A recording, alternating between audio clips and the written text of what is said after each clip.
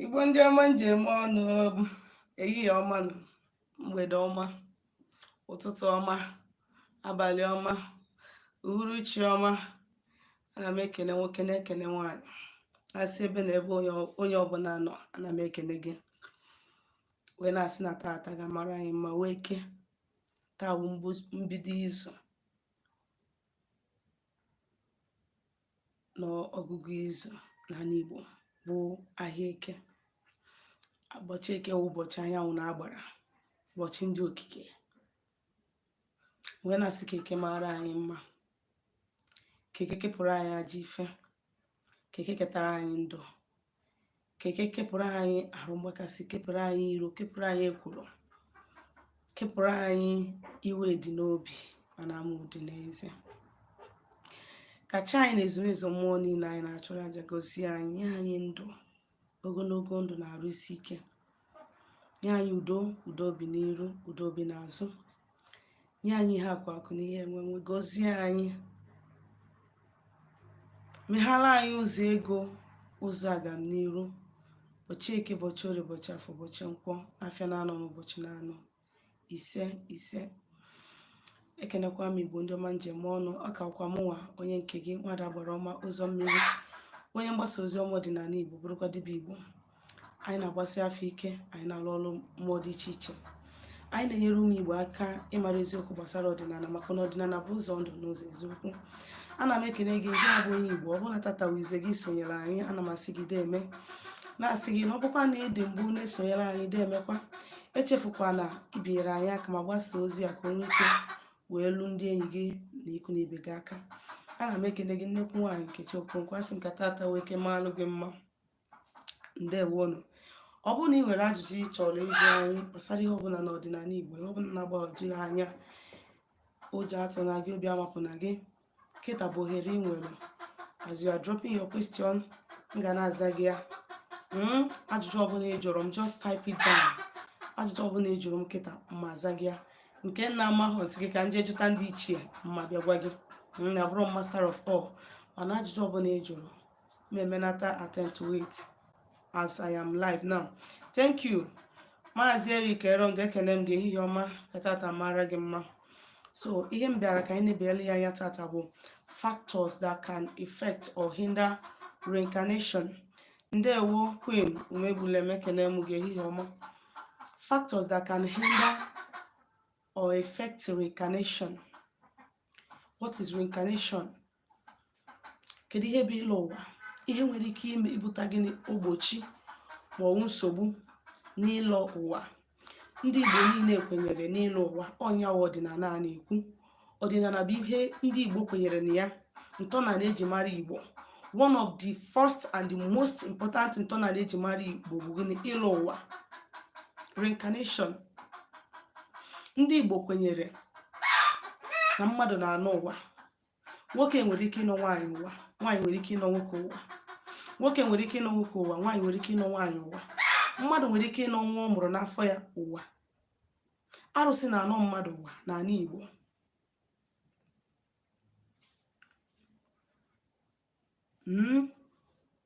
Reincarnation dị deep. Ọtụtụ ekwenyere na ya, dụtọ na ha jebere ụka, mana m ikwero na ihe dị adị. Ihe dị ada ayọ mmadụ kwere, nọ ihe dị adị, whether you believe it or not, is existing. Ọ dịka otu a nọ kịta, I am living, I am alive, and somebody said that I am dead. Ma onye ahụ ekwere na akpa okwero na ndị ndụ, I am alive for now, na adị m ndụ, anwụbero m. So it doesn't matter ma onye ahụ ekwere ma okwero. Otu a God na reincarnation, as long as Igbo, ndị Igbo dị concerned, reincarnation is real and is pure. Ndewo Ijeọma Kashi, ehihie ọma, ana m ekene gị. So reincarnation dị real. Good afternoon, Maazị Ugwuanyi Chibuzo, ana m ekene ka eke malụ gị mma. So reincarnation dị real. Mmadụ na-anọ ụwa. That is the reason why enwere ụmụaka ya abịa mụọ, inwe mmụọ ya abịa ime ha. Esi a nwere ike isi gị that this child, forget the fact that onye anọ na baby body, that the soul in this person is a very higher and an ancient soul. I don't know if any of you have heard about this. I say that don't know how you talk to this child, don't know how you handle this child. This is an ancient soul. Mana gịnị na enwere ọtụtụ ihe nwere ike ime gịnị na mmadụ nwụọ ịnụ ụwa abụrụ nsogbu. Na mmadụ nwụrụ ọnọnwụrọzi ụwa. Ndị Igbo kwenyere na mmadụ ọbụla bisi ndụ wee nwụọ ọnọnwụrọzi ụwa abụọ na o mechaghị ihe o ji maka ya wee bịa ụwa wee gbagozie n'ọkwa ndị ichie. Ndewo, ehihie ọma Maazị IG Nwachukwu, ekene m gị. So ndị Igbo kwenyere na mmadụ n'ụwa na o mesịa ihe o ji bịa ụwa, ndị Igbo na-anọ ugboro 7 ka ndị Igbo si wee kwenye. Onye akpata gị na onye Igbo na-ekwu ọsị gị ụwa m ụwa 7 na aka ga-abụ ihe dị ụtọ, ụwa m ụwa 7 na aka ga-eme ihe dị ụtọ, iji gosi na ndị ụwa onye n'ọzọ ụwa ugboro 7 wee mezu ihe o ji maka ya wee bi, ma na onye ahụ abago na gịnị n'oche eze, which is ọgbagogo n'ọkwa ndị ichie. O jekwa n'ọkwa ndị ichie, o nwekwara assignment ọ ga-akarịgide out ebe ahụ tii ọgbagolu, ọ bụrụ mebi agbara ma ọwa arụsị ma oyiyi. I don't know if you are getting this thing. So enwere hierarchies in the spiritual realm. So anyị nwa bụ ndị ka na-anọta ụwa, ọ bụ na imezuru ihe iji maka ya wee bịa wee nọzụ ugboro 7, ịbanye na ndị akara Owerri. Ana m ekwu ihe ekwusi ike. Ndị akara Owerri bụ ndị ajọ mmụọ, demons. You'll be transformed immediately. You will not reincarnate as human, and you will not be there as ndị ichie. You will not be there as an ancestor, you will not be there as human. That person had automatically transformed into demon. Thereby, it will now start oppressing people, looking for people that have stars, looking for people hijacking their stars, hijacking their blessings, turning them nwere agwụ. The person will not focus on his purpose of creation. Is a bad thing. So enwere ihe nwere ike ime na mmadụ nwere ike ịbịacha ụwa ọma nnachizi azụ, and ọ bụrụ na ọ bịazugo ụwa, ọ bụrụkwa na ọ nọ n'ọkwa ndị ichie. Ihe a nwere ike ịkọsi ya. First thing bụ alụ a na-eme. Ọkwefere alụ a ndị mmadụ na-eme. These things people na-eme ha na-ahụ as normal thing. It can hinder your reincarnation. It can hinder your reincarnation. Kandosagodo nke ahụ na-akụ, because if I go deep into that one, nke nwere ike na-amụ the whole thing. Mana the main thing nji maka ya wepụtawo ọkacha, which is the second one, ọkacha ndị a na-eti their family member na mortuary. I want to tell you something you don't know. I want to enlighten you. I want to tell you what is happening that you don't know.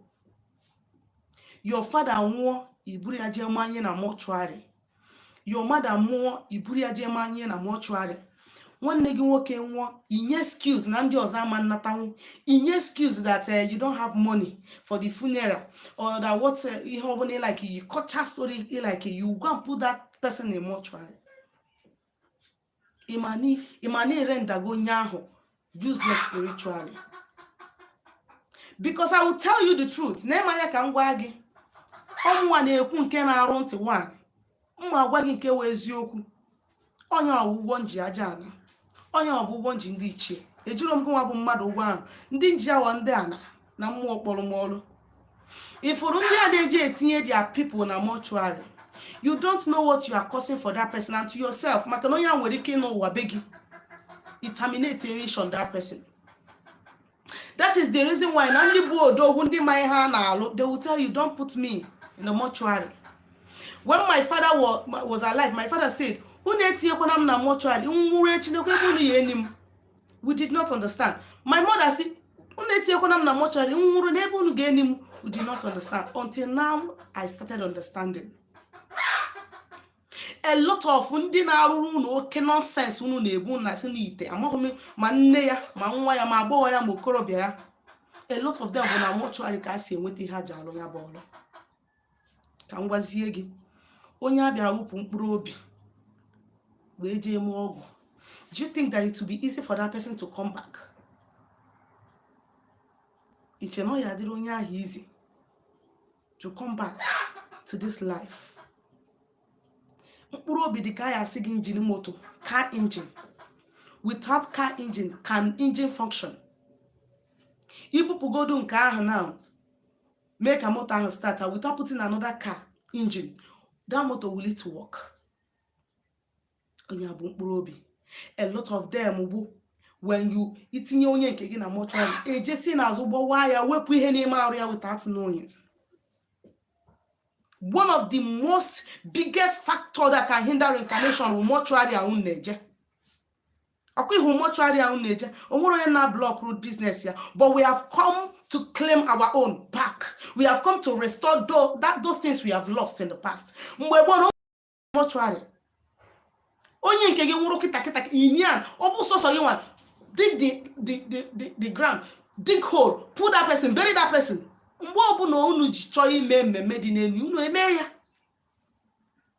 so that the person can come back fast. Ọbụna onye ka nwere mission, the person can come back fast. You don't go and stop that person on the way because need etinye ya na mortuary ka inweta ego. Ego na-enwetara since ọ bụrụ mgbe ọ nwụrụ ka ị ga-enweta ya. Gị nwa bụ onye na-eme eti onye nke gị nwụrụ na mortuary, o nwere ihe dị iche na gị na onye na-eme abortion. Hear this. If you like, take it. If you don't like, leave it.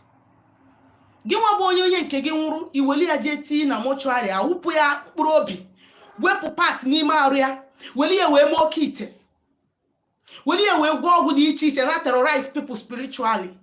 O nwere ihe dị iche na gị nwere onye na-eme abortion. Onye na-eme abortion ka gị myself, because you just stopped that person.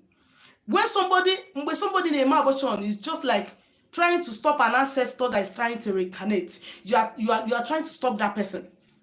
The same thing with onye na-etinye mmadụ na mortuary. Itinye mmadụ na mortuary, bụrụ onye ahụ je etinye ebe ahụ amịa ya amịa. If you are the person, how can you come back?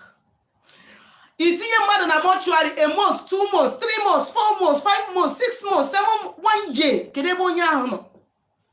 Kedu ebe spirit onye ahụ nọ? Itinyere onye ahụ ka o zuru ike. Ka ọ bụ na what? Kedu ụdị afọ ị na-ata somebody nwụrụ anwụ like that? Just you as a person, asị gị na-apụta na-agagharị, just na-agagharị 1 month, no food, no water, can you do it? 1 year. Ị na-eche ka unu gbuo siren. Is it not it? Ị na-eche ka eburu life band. Respect that you could not give to that person when that person was alive. Love that you could not show to that person when that person was alive. You are trying to give to that person when he is dead.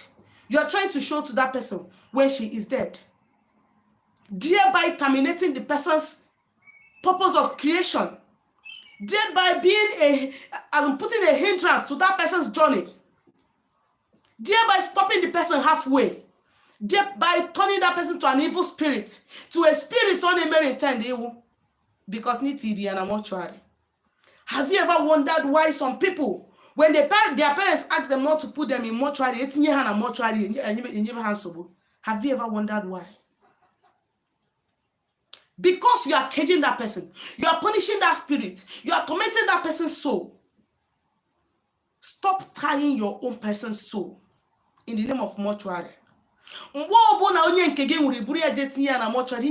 worst punishment that you cannot give to your enemy. It's just that sometimes some people cannot speak to the dead. If you can speak to the dead, you will see a lot of dead people wallowing in darkness and in pain.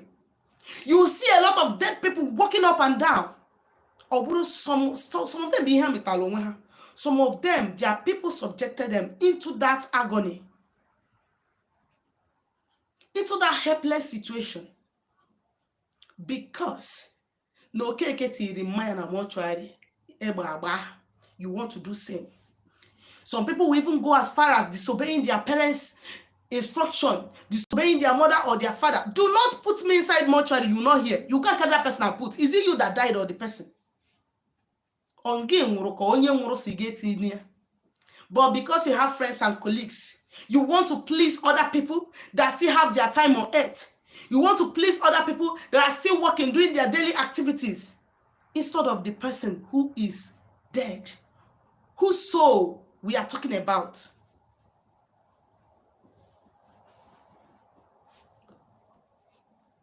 Ọ bụrụ na itiri onye nke gị na mortuary, jee yobi ya mgbaalụ. Ụfọdụ amịrị ha mịa ha ka azụ ọkpọọ ị na-ata. enye nke m tinyere m na mortuary mmesisi enyi ihe n'ụwa o deliverance ama nso ya amị onye ahụ ka azụ ọkpọ ọ na-eshi amịchasịa the person ewepụsịsịa ihe niile anyị ewepụ eburu okpokoro eburu empty something bunye gị. Have you ever wondered why a na-asị gị cheta akwa a ga-eyi onye ahụ ede before the day ga-abịa buru ya? Have you ever thought of that? Na ya sị gị cheta akwa eyinye the corpse a day before the day ị ga-eburu ozi ya. Have you ever wondered why? Inye ya ha nwa arụgo akpụrụka niile ha chọrọ ịrụ rụọ arụ a na ha rụrụ ha rụsi anya. The next thing is this. When you come the next day to carry, I just mepe ya onye aka ị na-achọ ekpuchie ya ebunye gị ya. Fool. It is important to know what you are suffering from.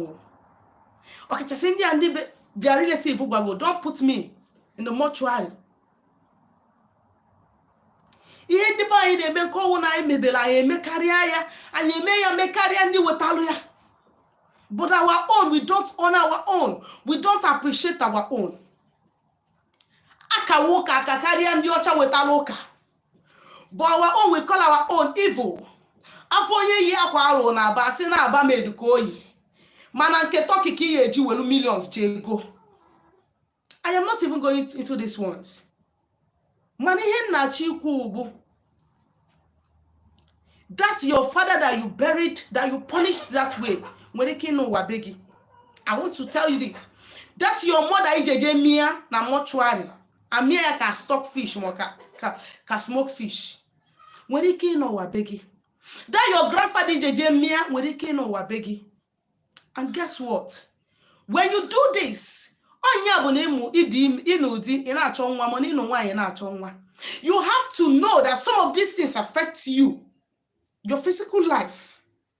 And before these things can affect you physically, it has taken place spiritually.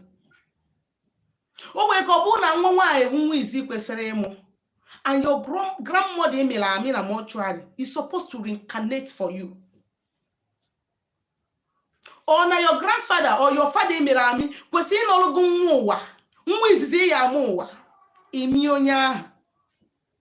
have you not killed yourself? It is just submit to instead of your father or your mother to reincarnate back, continue mission here. Spirit oh my God. See, sometimes some of our people, we don't think deep. Do you know no yobuna merokite?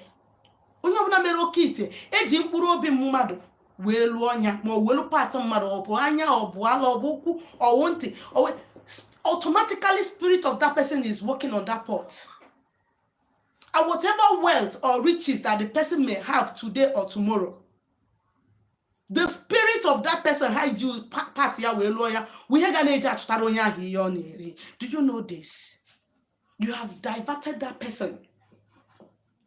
You have diverted that person instead of coming back to continue mission here on earth. You have diverted that person. One riffraff, ego, thereby bringing curse upon yourself. In the name of Nine Tionya mortuary king with ego. This is the main thing I want to talk about today, which is this eating your mother in a mortuary. If you love your person so much, if you love your own person so much, because in the Bosina, no one man on Afiana Wokute, Makawake Maya or Tuan.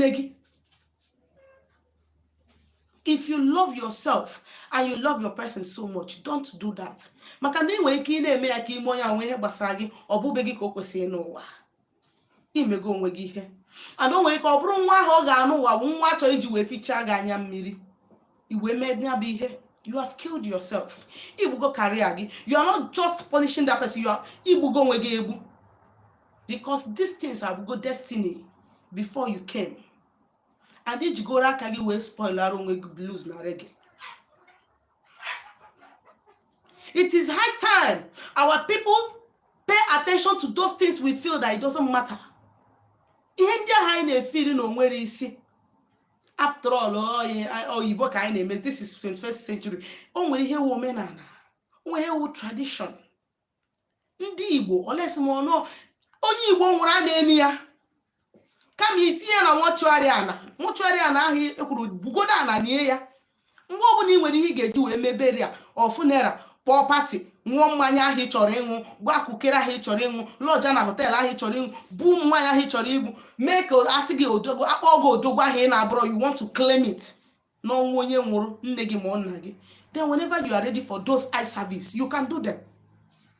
Ọtụtụ, even when their said father or brother or sister or mother is still alive, they don't even turn to look at them.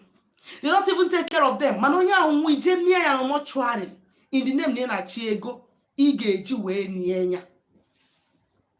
Onwenugo onye nwụrụ n'ụwa enibe ya egusi ana adonye ya na-awụ ego a na-akpọchi ya, ma ọ bụrụ ego ka eji wee gbaa ya aja n'elu. I've not seen such person before. Ọ dịrọ n'omenala Igbo, ọ dịgodi ime a na-amụtara ya amụta.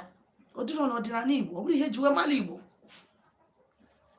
So na nchịkọta isiokwu m, because ime ya ụmara ụmụ gị arụ, ụmụ gị ga-eme gị ya.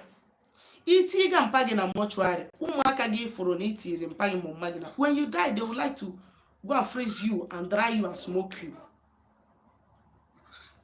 So kịta ka ejiri nwayọ wee na-eme gịnị, wee na-akpachapụzi ogwu na anụ, so that ka onwe ike wee kwe gịnị ịta wee nọda.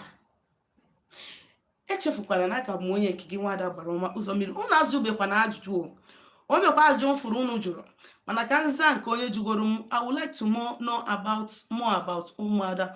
Who are they and what does it mean to sacrifice for ụmụada? Ndewo onye jụrụ ajụjụ a, ndewo. Abịa na ụmụada na Igbo, nwaanyị ọbụla generally bụ ada ka ọ bụ, ọ ada Igbo ka ọ bụ, mana ka ndị be unu si eme ụmụada, ka ndị be m si eme ụmụada abụrụ ofu. Abịa na ụmụada dị ndụ, ụmụada dị ndụ bụ each first daughter of the family, each first daughter of each family. Onye ụmụada dị ndụ. E nwere general ụmụada ya asị gị all the female daughters na the family. That I'm talking about ndị dị ndụ. Mana spiritually, ọ bụ na ba ya sị gị chụọ aja ụmụada, ịmarụ no those female daughters of the land na-enwere ụmụ ha mụrụ that are late. Are you getting it? Ịmarụ of as in female daughters, whether first or last or middle or center or female daughters of the land that are married, that died without a child or lived their life without having children. Ọ ha nwa ka ha na-asị chụọ aja ụmụada in my own place. So amara m ka unu si eme ya na be unu. Ndewo. Oh wow, this is an eye opener. Yes, ndewo. My dear, tell us so it is too much for Igbos in the name of befitting burial. Chai, you are on point. I can see the anger of Igbo stupidity in you. Nzuzu ndị Igbo akarịa. Ndewo nu ndị Igbo, ekene m unu.